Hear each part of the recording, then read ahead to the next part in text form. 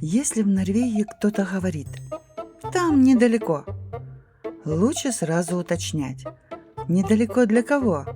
Для человека или для местной горной козы? И в этих поездках мы этот вопрос задавали себе не один раз.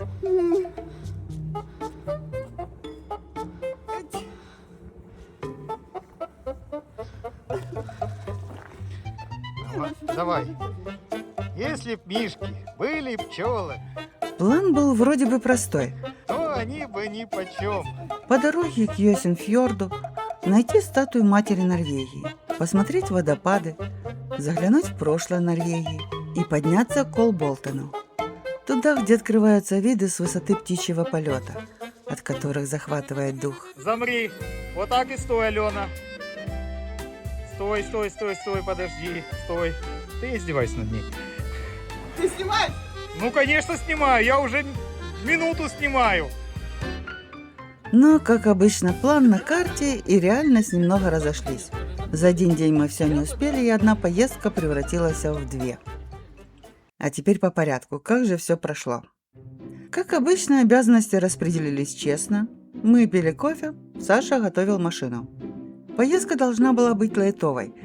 Подъехали, вышли, чуть-чуть прошлись, посмотрели и дальше к следующему месту. В нашей голове это выглядело как расслабляющая поездка выходного дня. Первой остановкой должна была стать Стеншейн-Ринга, в буквальном переводе «каменная баба» или Мурнорге, мать Норвегия. Это трехтонная каменная статуя, которую в 1920-х годах тащили в эти вересковые поля 2 зимы. По туристическим картам к ней идти около 3 километров от правильной стоянки. Но у нас была версия Саши. Я нашел место, откуда метров 500 до нее. В итоге эти 500 метров заняли у нас почти 2 часа. Мы нашли болото, грязь, мокрые ноги. Мать Норвегию не нашли. И я по дороге успела высказать все, что думаю о женщинах, которые даже в виде каменной статуи умеют создать проблемы на ровном месте. В итоге мы решили, что если она простояла там уже почти сотни лет, то нас подождет еще немного. И поехали туда, куда вообще-то собирались с самого начала, к Йосинфьорду. Йосинфьорд совсем небольшой, всего около 3 километров. Для сравнения, Люсифьорд рядом со Ставангером тянется приблизительно на 42 километра, а самый длинный фьорд Норвегии, Сёгнефьорд, растянулся примерно на 205 километров. Но, как оказалось, размер здесь совсем не главное. Главное, что даже в таком небольшом фьорде мы умудрились найти себе целый маршрут приключений. Мы вообще-то планировали просто немного прогуляться недалеко от машины. Но скалы, на которые можно залезть, мы все равно нашли. Парни, конечно, не смогли пройти мимо очередного валуна размером с 5-этажный дом. И вместо короткой остановки мы почти час лазили по нему туда-сюда. Искали красивые ракурсы и проверяли, как далеко можно забраться без скалолазного оборудования.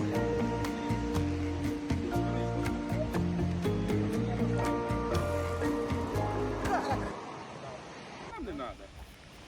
Так, давай ногу. И отклоняйся. Я руку отпускаю. Держись. Ну почти. Ти боїшся розслабитись, да? Не віриш, що я тримаю тебе? Ну, одной рукой. А после валуна нас ждал водопад, и к его подножью тоже оказалось не так-то просто подобраться.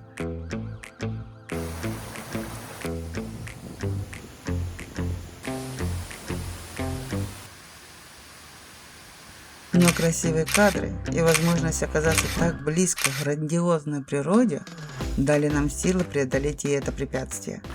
И только после водопада мы наконец-то доехали к изначальной цели нашей поездки. К скале, под которой археологи находили следы людей еще с каменного века, примерно за 8000 лет до нашей эры. А сейчас здесь стоят 2 старых деревянных домика Хиллерен. Все, что осталось от маленького поселения 1840-х годов под огромной скалой. И когда стоишь рядом, ощущения странные. Домики совсем небольшие, но место вокруг такое мощное, что, понимаешь, люди выбирали не красоту, а защиту. Рядом есть музей, который работает с 22 июня по 31 августа, но мы в него не попали, так как было только начало июня. Зато столики для отдыха тут доступны в любое время года, чем мы и воспользовались, чтобы спокойно перекусить с видом на фьорды и скалы. Но Йосинфьорд – это не только старые домики и природа. С начала 20 века здесь начала развиваться промышленность. Компания «Титания», основанная в 1902 году, добывала и перерабатывала титановую руду. И следы этой истории до сих пор хорошо видны в Йосинфьорде. Здесь остались старые рельсы, тележки и промышленные постройки, а сам фьорд до сих пор связан с отгрузкой груды. Большие корабли заходят сюда прямо между скалами. Чуть выше мы нашли старый тоннель. Рядом уже проложили новый, а старый превратился в необычное место для отдыха. Внутри поставили скамейки, столики и даже оборудовали места для гриля. И это ж надо. В Норвегии поставили здесь гриль и стол для отдыха. А через огромные смотровые проемы открывается вид на Йосинфьорд, водопад и промышленные постройки внизу.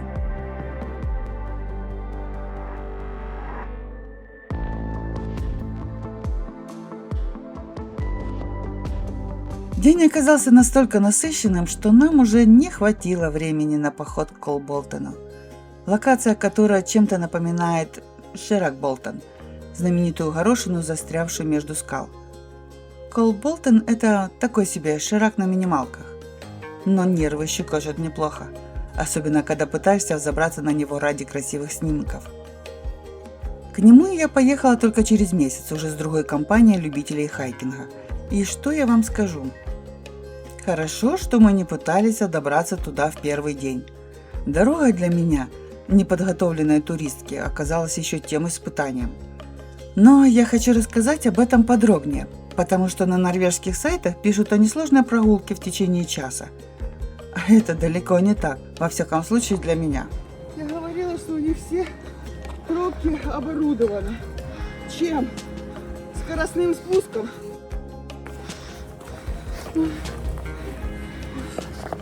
Как я сюда сползала, а? Итак, немного подкрепившись и проверив все камеры на наличие, а рюкзаки на предмет лишней тяжести, мы гуськом пошли по тропе, так как она узкая и проходит по самому краю горы. Как вы сюда запрыгнули? Как что? Мои ножки короткие. Давай, Не смогут. давай короткий немножко. Чем дальше мы шли, тем сильнее я понимала, обещанная легкая прогулка куда-то незаметно закончилась. А вместо нее началась вполне такая себе серьезная тренировка со спусками, подъемами и камнями, на которые приходилось карабкаться. Маршрут постоянно шел то вверх, то вниз. Вот там вот туда. И это не все еще. Это только вот маленькая часть маршрута. Я туда не пойду, я Мы домой. туда пойдем. Все. Вот напишите, как вам маршруты с несколькими вершинами. Я люблю один поход, одна вершина. Да, карабкалась наверх и потом потихоньку скатываться вниз. И больше ни шагу наверх. Лена, Неделю. вот у меня вопрос. Дальше у нас маршрут немножко усложняется. Нет, По той щели я не влезу, я застряну. вот туда. А тут получается, Вот туда. прямо пойдешь. И я вот думаю, вот Нормальная здесь фигура такая. Где-то в каком-то... влезет, Влезет. влезет. Если что, с ноги. Салом смазывать не будем. Пошел бегать.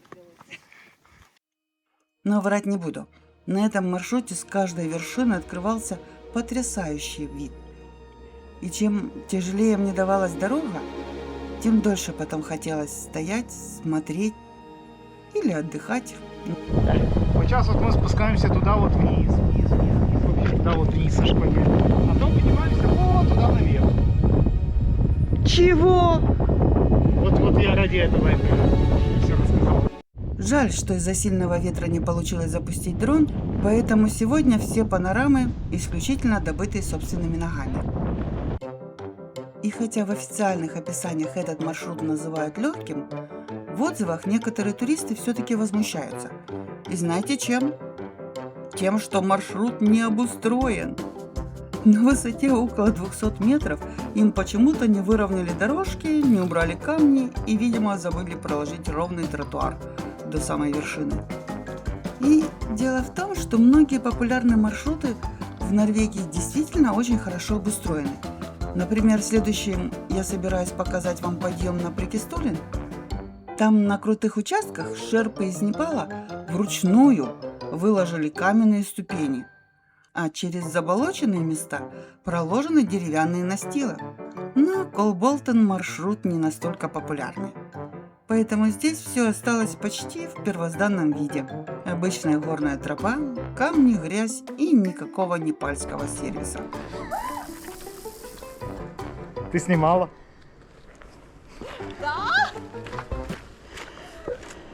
Ну, Сань, давай ты полет. Ну, пожалуйста. Уже полет был, спасибо. Это нечестно. Ты вообще не стараешься для моего блога. Черт побери. Вот это надо было снимать. Уже такие звуки издаете мне. Не пугайте меня. Ты посмотри на мой кроссовок. Хочу смотреть Алена. Чуть-чуть прокатилась. Кстати, в Норвегии туристические маршруты принято делить по сложности на 4 цвета – зеленый, синий, красный и черный. Где зеленый – это самый простой, а для черного уже понадобится спецоборудование.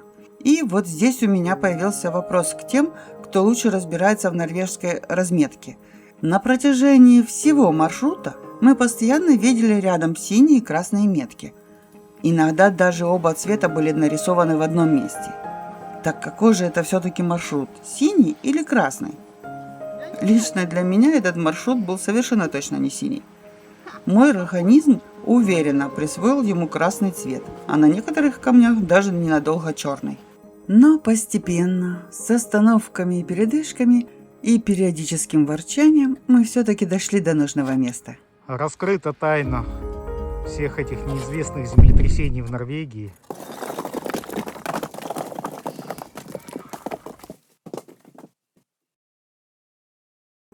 Вон он!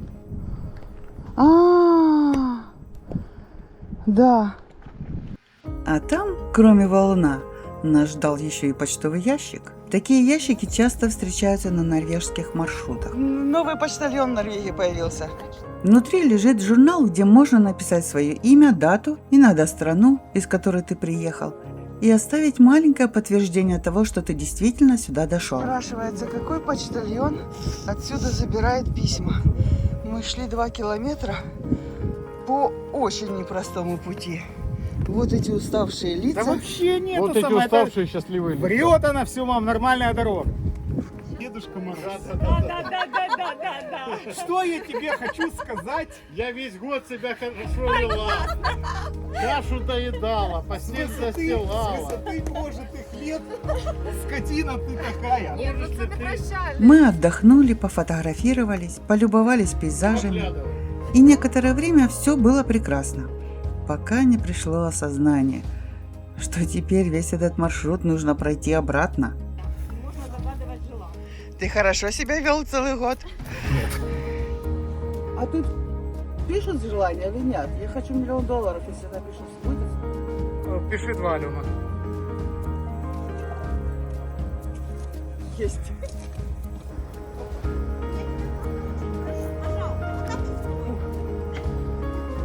Сейчас, я еще не закончил. Еще себяшечку. Сумасшедший человек. Я пока смотрю, как он переворачивается, крутится, я уже офигевшая. Честно, это очень страшно смотреть на это. Прыжки снимать будем? Ах, ну да, забыла. Обязательный перекус с потрясающим видом. Иногда у меня возникает вопрос.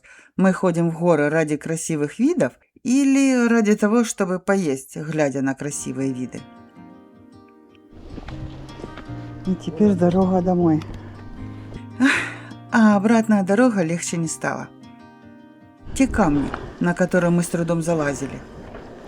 Теперь нужно было каким-то образом спускаться, и иногда спуск выглядел даже страшнее подъема. Немножко промахнулись с маршрутом. Вот этот Сусани, который... Не я, вон у нас Сусанин другой. Сусанин. Начались поиски крайнего. Ну да. Это прекрасно. Мы думаем, кого Любимое занятие туристов — поиски крайнего. И как далеко нам возвращаться? Этот маршрут оказался для меня намного тяжелее, чем я ожидала. Небольшое расстояние здесь совершенно не означает легкую прогулку. Постоянные подъемы и спуски, высокие камни, ветер и неровная тропа забрали очень много сил. Но виды действительно стоили того. И когда уже оказываешься внизу, усталость понемногу проходит, а все, что еще недавно казалось мучением, Ну что, как у вас впечатление от похода? Легкотня. Фигня. Ваши впечатления о этом походе? Иди домой. Мы идем домой. Катапульт какой-нибудь. Или скоростной спуск, пожалуйста. Скоростной спуск без проблем. начинает восприниматься как хорошее приключение. Напоследок немного кадров, по всей вероятности, черного маршрута. А от вас жду пару слов в комментариях, насколько вам понравилось ходить по горам в моей компании.